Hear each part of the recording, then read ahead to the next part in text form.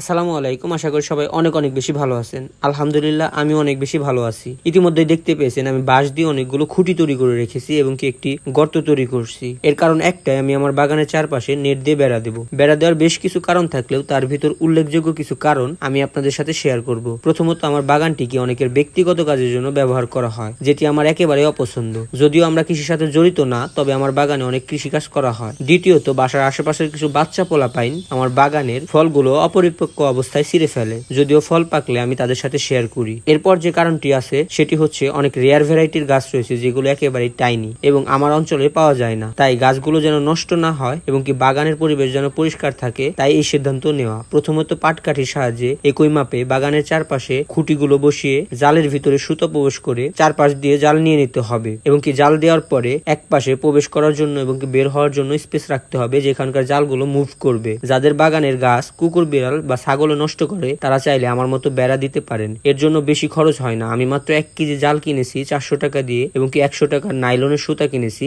জালের উপর এবং নিচের অংশে দেওয়ার জন্য। এন্ড আজকের ভিডিও এই পর্যন্তই। দেখা হবে নেক্সট ভিডিওতে এবং কি কমেন্ট করে জানিয়ে দিন আমার দেওয়া বেড়া কেমন হয়েছে এবং কি আপনার বাগানে যদি এরকম প্রবলেম ফেস করেন আপনিও এই বেড়াগুলো দিতে পারেন।